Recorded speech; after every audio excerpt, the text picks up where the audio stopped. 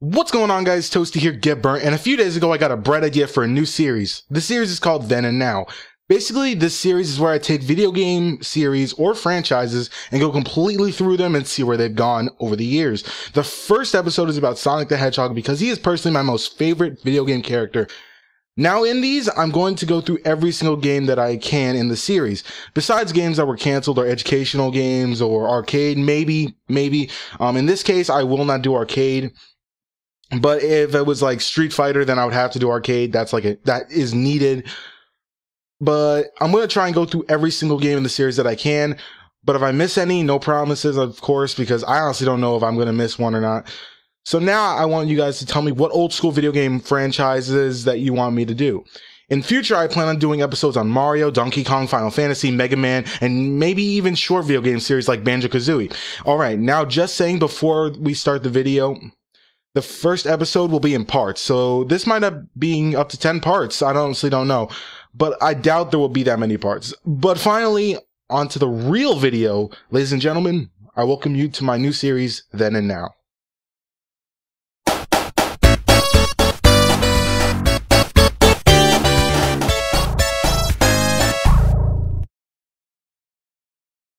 Let's start off with the original, the first game of the series, Sonic the Hedgehog. Sonic the Hedgehog was released back in the early 90s. Sonic was made as Sega's mascot to compete against Mario, Nintendo's mascot, who debuted in the 80s. Sonic the Hedgehog, also called Sonic 1, was praised by critics for its amazing graphics. Yes, children, back in those days, this was mind-blowing graphics. The gameplay centered around Sonic's ability to run at a high speed through levels that included springs, slopes, high falls, and loop-de-loops. In this game, you play as Sonic, of course, and you try to stop Dr. Robotnik, or Eggman, as he's called in Japan, from taking over South Island by collecting all the Chaos Emeralds and freeing the animals that Robotnik has trapped inside robots. After Sonic 1 was so successful, the AM team who developed the game changed their name to Sonic Team. This game was great for its time, and it showed when Sega wants to go against Nintendo, they go hard. Obviously, Sonic the Hedgehog was a great start for the character. It really brought a lot to the table, and it is a fitting beginning for a great video game character. Next up, we have Sonic the Hedgehog 2, which was also for the Sega Genesis or the Sega Mega Drive. And one of this game's main changes is that they made a new character named Miles Prower, or Tails. The name Miles Prower is actually a pun for miles per hour, a reference to the speed of Sonic. Anyways, he's an 8-year-old fox with two tails. He is known as Sonic's sidekick and best friend, as well as a mechanical genius. He's able to use his two tails to propel himself into the air for a short amount of time. Since Tails is now in the picture, they gave the game some new good multiplayer opportunities. There was a small change to the plot. Just like in the first game, Eggman is trying to take over the world by using small trapped animals and trying to obtain all the Chaos Emeralds. But this time, he is seeking the Chaos Emeralds to build his master weapon, named the Death Egg. And yes, that is based off the Death Star from Star Wars. This game was made to introduce multiplayer into the mix, and a little bit more of a storyline, I guess. The game was made in 8-bit for the Game Gear and the Sega Master System, then it was made to 16-bit for the Sega Genesis, which was the main selling point. I mean, look at it. It even says 16-bit cartridge on the front. Gotta advertise them graphics, man. This game was obviously an improvement. The colors looked nicer than the first game, and it brought things like multiplayer to the table. At this point, Sonic was the shit. Actually, no, he was more than the shit. He was the best thing you can get. If you don't own a Sega Genesis and both Sonic games, you weren't allowed in the Cool Kid Sandbox. Anyways, now let's get to the next game of the franchise, Dr. Robotnik's Mean Bean Machine. Now, I know what you were thinking. Hey, where's the Sonic 3? Wait, I said that I would try and do all the games, so I gotta do some spin-off games too. Can't leave those out. Anyway, just think of this as Tetris, kinda. The game's plot is that Dr. Robotnik has hatched a plan to ensure that no music or fun remains on Mobius. To do this, he kidnaps the jolly citizens of Beanville and stuffs them into a giant roboticizing machine called the Mean Bean Steaming Machine, hence the name Mean Bean Machine. Before they become devious little robot slaves, as well as getting rid of them, the instruction manual states that the disappearing beans are sent to the Mean Bean Machine regardless of which the character does this. So, the player sets off on a daring adventure to stop Robotnik, since Sonic is never mentioned in the game and never seems to try and help the player, which is kind of sort of odd. The game ends after a face-off with Robotnik, in which the player frees the beans. So yeah, basically Tetris with Dr. Robotnik. Next up, Sonic the Hedgehog Spinball, or Sonic Spinball for short. Honestly, this game is just you playing pinball with Sonic as a ball. Shouldn't that hurt? Anyway, this is essentially just playing pinball with Sonic. The player can control Sonic on foot at some points, but for the majority of the time, he's rolled around as a ball controlled by the flippers. This game is another spin-off game that actually did terribly just for a spin-off. Alright, now we've come back to the good games, or I mean the main games. Now we get to Sonic CD for the Sega CD, as if we couldn't puzzle that together. Anyways, this game is pretty much Sonic for the Sega CD, but with a few tweaks. This game introduced two characters that are loved and hated today, Metal Sonic and Amy Rose. The main thing that keeps this game different from the others is that this game included time travel elements, so suddenly Sonic equals Marty McFly. Yep. No, but seriously, this game's time travel elements were actually not that bad. You'd go by a post that either said past or future on them, and if you kept your speed up after passing it, you go to the past or the future. If you go to the past, then you must destroy a certain machine and finish the level. If you do this in every single zone, you get a better ending. A gameplay mechanic that they changed is that they added a new move to Sonic called the Super Peel Out. With this, Sonic can go immediately at a high speed, works with like the Super Spin Dash it did in Sonic 2. The Spin Dash is in this game, but it did not have the instant burst of speed that it did in Sonic 2. But the Super Peel Out sort of replaced it in that respect. The level design is very hated in this game. A lot of people do not like it.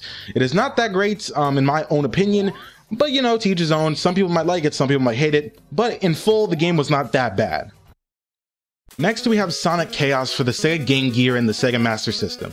The storyline of Sonic Chaos revolves around Dr. Robotnik and his quest for world domination via the use of mysterious Chaos Emeralds to create nuclear weapons and lasers. Well, at least that's what it says in the North American manual. I don't know about the Japanese story.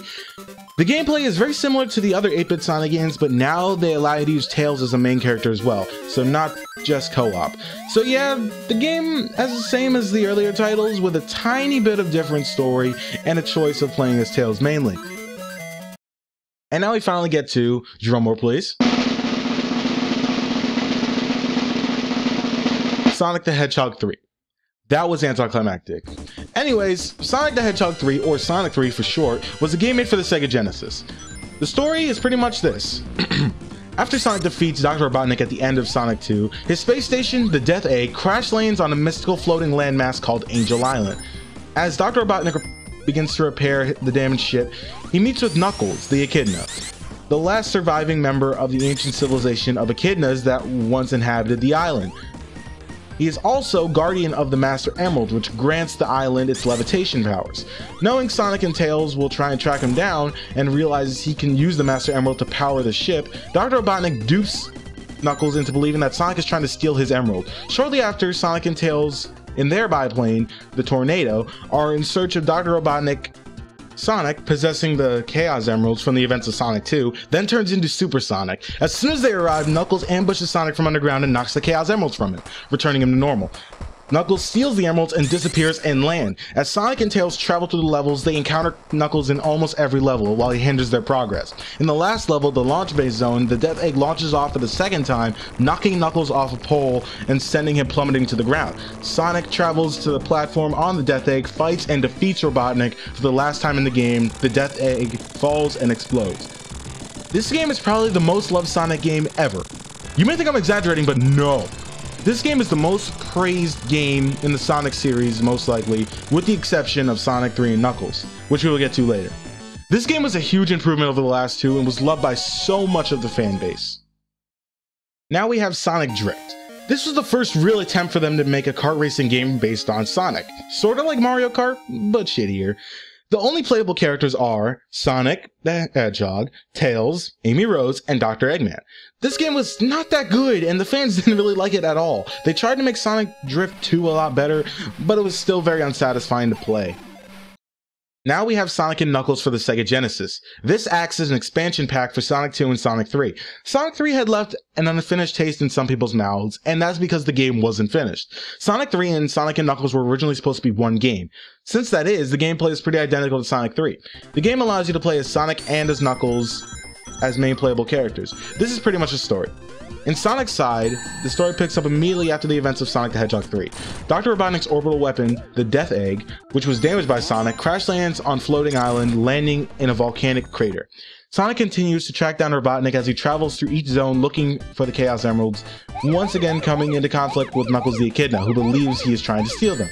However, Robotnik reveals his true intentions and steals the Master Emerald, the secret to the island's levitation powers, causing the island to fall into the ocean. Realizing that he has been tricked, Knuckles assists Sonic in chasing after Robotnik as he once again launches his Death Egg into space. Robotnik uses the power of the Master Emerald to power up a giant robot, but Sonic manages to use the power of the Chaos Emeralds to transform into Super Sonic in order to stop Robotnik, destroy the Death Egg, and return the Master Emerald to its rightful place. And in Knuckles' side of the story, following on after Sonic's, his peaceful life is disrupted when a surviving robot called an Egg Robo attacks him, taking Robotnik's place as the main antagonist. As Knuckles chases the Egg Robo, it is soon destroyed by Metal Sonic, who uses the power of the Master Emerald to give himself more power. However, Knuckles manages to destroy him and then return the Master Emerald to the floating island. When you put the cartridge with Sonic 2, the game is referred to in-game as Knuckles the Echidna in Sonic the Hedgehog 2. This game is largely identical to Sonic the Hedgehog 2, with the exception of the gameplay that is altered due to Knuckles having separate abilities from Sonic or Tails. Knuckles can glide and climb walls, allowing him to gain access to areas that had been otherwise hidden or unreachable. Conversely, he cannot jump as high, making some situations such as certain boss fights, especially the final one, more difficult. However, in this version of the game, the two-player mode has been removed, since there's only one character now. And if you put this game with any other Sega Genesis game besides Sonic 2 or 3, then a screen with Sonic, Tails, Knuckles, and Robotnik stating "no way" is repeatedly displayed with fading colors. However, by pressing the A, B, and C buttons together, players can access randomly generated blue sphere stages based on the special stages in Sonic 3 and Sonic and Knuckles. Only one random stage can be accessed with this method per cartridge. Interesting, huh? Anyways, this game is the most loved game in the Sonic franchise. The way that the levels are designed, the speed, the bosses, the fun, in many Sonic fans' eyes, this game was perfection for the Sonic series. Alright, now that is it for the first part of the first episode of Then and Now. Tell me what you guys thought of these games and this video in the comments, and tell me what franchises you want me to do after Sonic's. Alright, that is it. This is Easy Toasty, and thank you for watching Then and Now.